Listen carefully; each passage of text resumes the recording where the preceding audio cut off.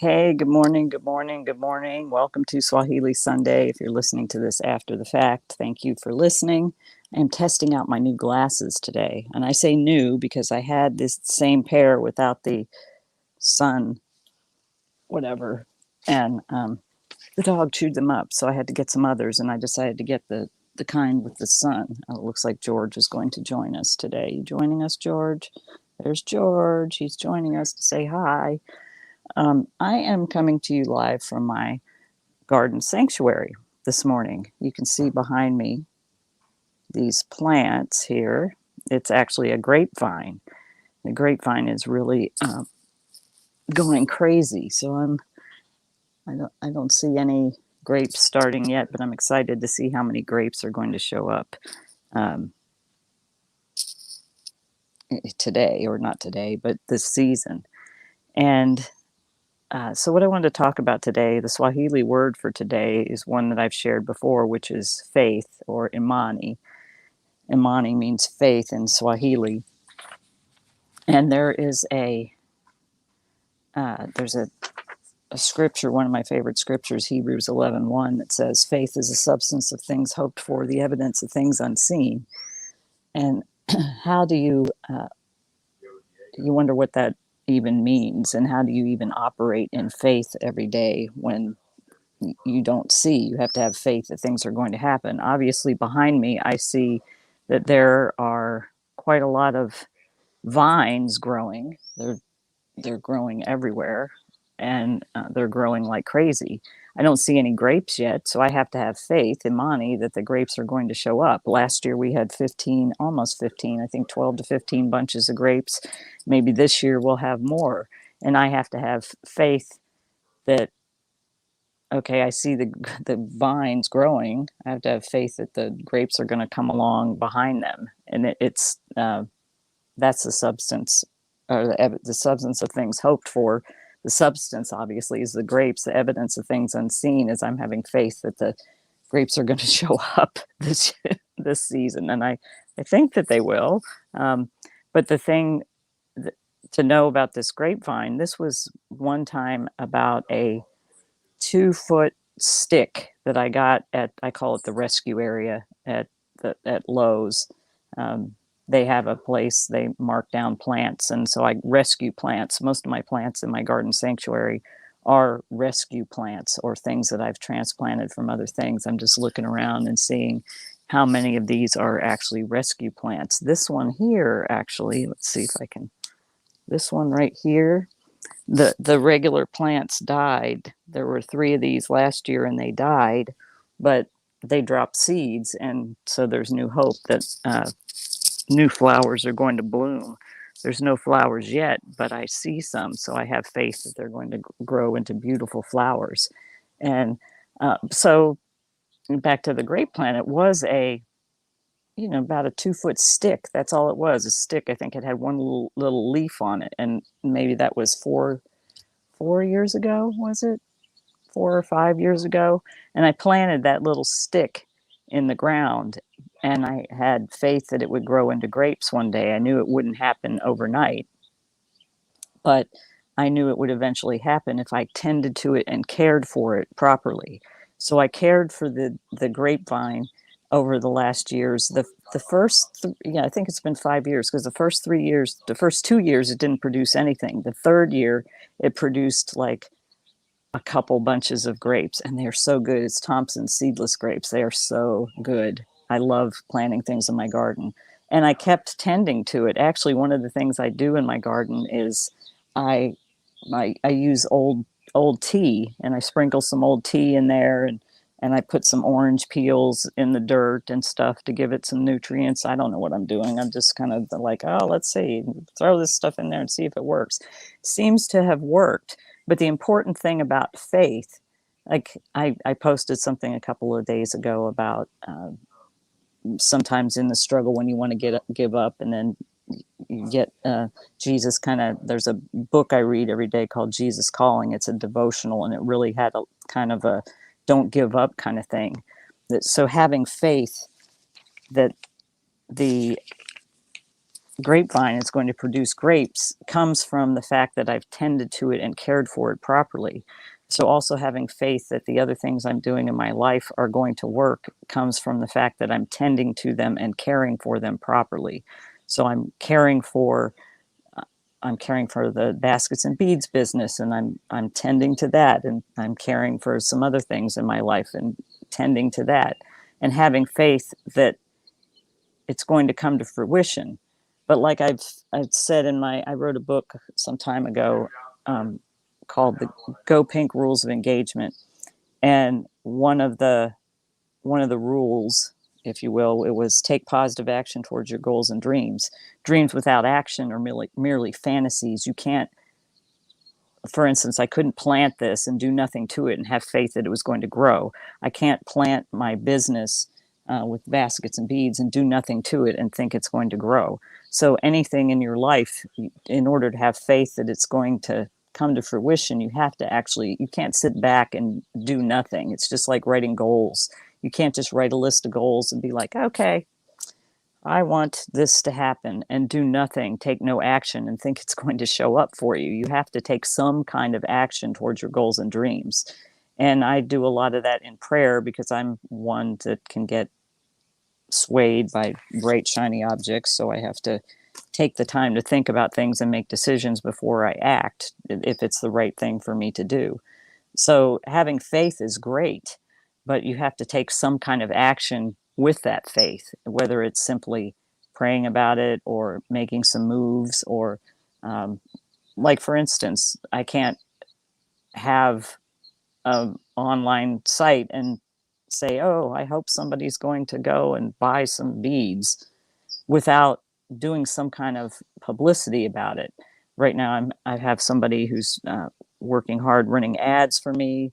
Plus, I do posts all the time. I do Friday live shopping. If you haven't been to our Friday live shopping, it's on the Facebook page. Every Friday at 6 p.m. Pacific, we do live shopping. I post specials. I do all kinds of things. I'm out in the community. Sometimes I'm able to speak about it. Right now, it's only been online. Eventually, I have faith that we'll be able to start. It's, I think, the first time I ever speak on a stage again, where it's to a group of people and not on Zoom, is going to be a very weird feeling. It's going to be very surreal. I'm excited and looking forward to that time, actually. But you have to take some kind of action towards your faith. You can't just simply say, I have faith that this is going to grow into what it is now. It wouldn't have grown into all of this. Look at this. This thing is crazy. I mean, it is just crazy. From one little 2-foot stick, for it was $3 on a 2-foot stick on a clearance rack. I put it into the ground here, and you have to, obviously, I had to water it. I had to tend to it. I had faith that it would grow, but I also had to take some kind of action myself to make sure that that came to fruition. I couldn't just sit there and be like, hey, it's going to grow into grapes. I'm excited to see how many bunches I'll have this year. Last year, I was giving bunches away because I had too many to eat. I couldn't eat them all myself. So if you're local in Southern California and you're interested in grapes, you may be able to get a bunch. Um, so that's kind of the, I guess, the substance of having faith. You can have faith that something's going to happen, but you do have to take some kind of action. You can't just sit back and be like, oh, I'm just going to sit here and wait for it to come to me. You have to take some positive action towards your goals and dreams, and that means some kind of movement. And obviously, I'm praying for my ladies in Kenya, and doing things to help the business along. So, just like I'm watering and tending to the grapevine here. So that's kind of my spiel on faith. I'll give you a little update on Kenya right now. Obviously, we are still doing food packs for the ladies. I'm getting ready to send funding for another round of food packs, and I really appreciate everybody who's supported the efforts in Kenya. We've been able to continually feed over 30 women and over 80 kids. Through donations, we were able to provide for the funeral expenses for our lady Joan, who passed away, and we're going to make sure that her family still gets food packs during this pandemic. Unfortunately, they have extended. So if you want to donate to that, if you're interested, basketsandbeadskenya.org, it's going across the screen. We also have provided school uniforms. We have 2 kids that we're taking care of that were street kids and making sure that they're in school. But right now, all in-person schools in some of the bigger areas have shut down again, and there's no transportation into or out of Nairobi, which makes it a problem because our ladies can't get materials. They get a lot of the beads. I have one necklace that I've actually ran out of, and they can't get the beads because there's no transportation out of Nairobi. That's where they get the beads from, the seed beads to make a lot of the beaded necklaces. So Nairobi and other bigger counties, they've kind of shut those down. And if you've seen my posts about Kenya fun facts, Nairobi is a really big city. It's bigger than the city of Los Angeles. City of Los Angeles, not Los Angeles County. Los Angeles County is huge. I think LA County is like 11 million people, but the city of Los Angeles is 3.9 million, and the city of Nairobi is 4.4 million people. So they're pretty much on lockdown because their cases have been climbing. I was hoping to be able to go soon. I'm praying and having faith that I can go. I need to go, and I would like to go in June. My birthday's in June, and I would really love to go and celebrate my birthday there. If I can't go in June, I won't be able to go until the fall because of various things that I have going on during the summer. So praying that I can go because I really want to see the ladies and work with them and give them some inspiration. And they inspire me too. It's like mutually inspiring. The inspiration goes back and forth, but with the things still locked down and the cases still climbing, and I've also read that they've had some problems getting vaccines over there. I hope that that's being resolved because that's limiting a limiting factor. I could go to Kenya, quote unquote. I could go and actually land in Nairobi, but that's as far as I could get. I'd have to quarantine for 2 weeks, and then I couldn't travel to Kitale where the ladies are because there's no transportation into or out of Nairobi right now. So that presents a problem. The restrictions were extended from expiring March 12th to now expiring in mid-May, and hopefully they'll get the cases under control and get the people start getting vaccines and open the country back up. Because another Kenya fun fact, the number 2 producer of foreign income from Kenya, our agriculture is the number 1. The number 2 producer is the tourism industry, and it's taken a $1 billion hit. Probably more by now, but it's a $1 billion hit in revenue because the tourism is shut down. There are so many wonderful and amazing places to visit in Kenya, and tourism is shut down. I've said before that one of the things that we intended on doing was to get our ladies' products into some of the gift shops there. There's a lot of gift shops because there's so much tourism, and we had actually started talking to one in Nairobi. And of course, all that has come to a standstill because there's no tourism going on right now and everything's basically shut down. So we're having faith that that's going to turn around too. So that's kind of the update on Kenya. I'll be sending funds this week for another round of food packs.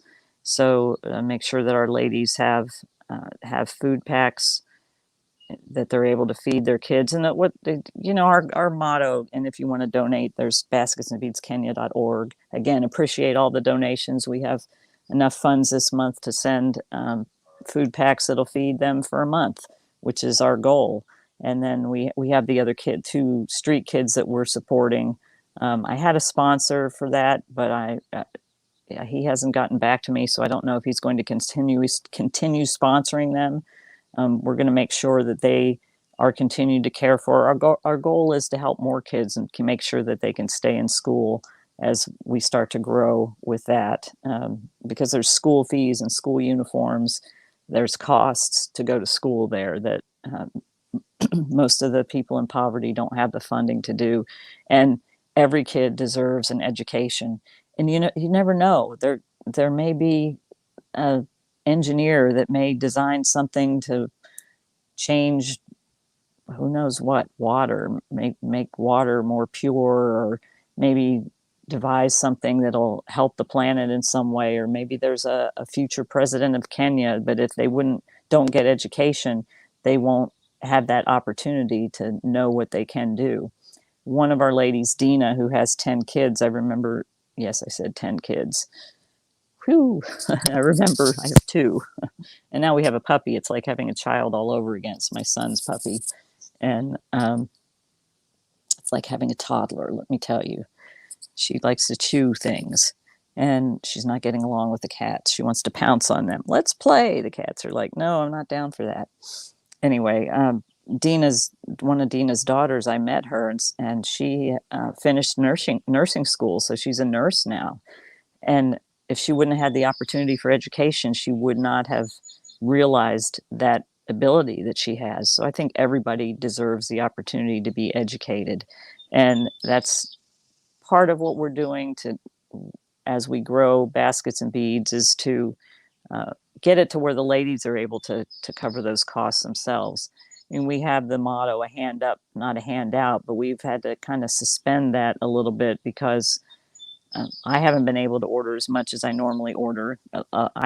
Usually sell a lot of beads when I speak, so that enables me to place more orders. But the fact that I haven't had much speaking this year has kind of limited that. And of course, a lot of people lost their income and sales kind of diminished.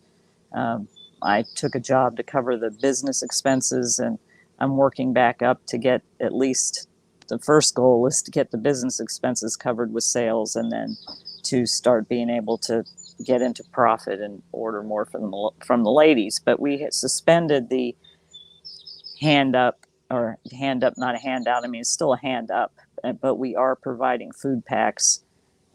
Some people have indicated, oh, why don't you just order more product from them? I didn't think that was a good thing to do, because I've already got a storage full of product that sales have been slow. So I made a decision to make sure that we just provide food packs. And as things open up there and they're able to sell there, and our sales start to increase here, we'll taper off the food packs for them so they're able to sustain themselves again. We do have a long-term goal of buying land, building some housing, a farm, a place for them to manufacture, and then a little kiosk for them where they can grow some of their food, and then they can sell some of their food.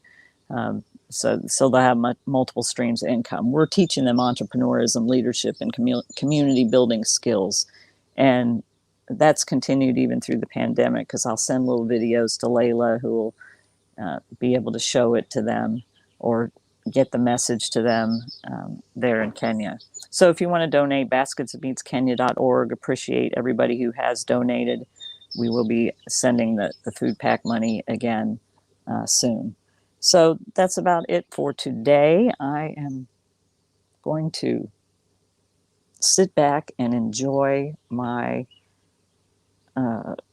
garden sanctuary. It's so beautiful out here.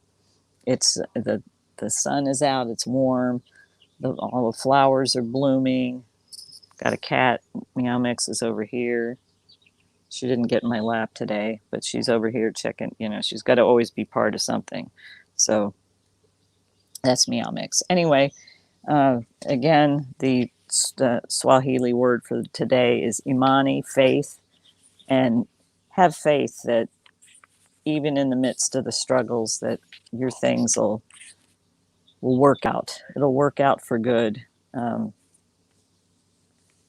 But again, I think we all have to cultivate those things that we're having faith for coming to fruition. And as I'm saying this, I'm teaching myself some things, because there's some things that I get in the bad mindset of like, oh, why is this way? It's not going to work, blah, blah, blah. Well, I'm not doing anything to cultivate that. So obviously it's not going to work. Can't just sit back and think it's going to just be dropped in my lap. That's not what having faith is about. Having faith is putting it out there, but then taking that positive action to make that thing come to fruition. All right, everybody, I hope that you all have a wonderful Sunday. And if you're listening after the fact, I hope you have a wonderful week and have faith, have imani, and enjoy. Until next time, nakupenda.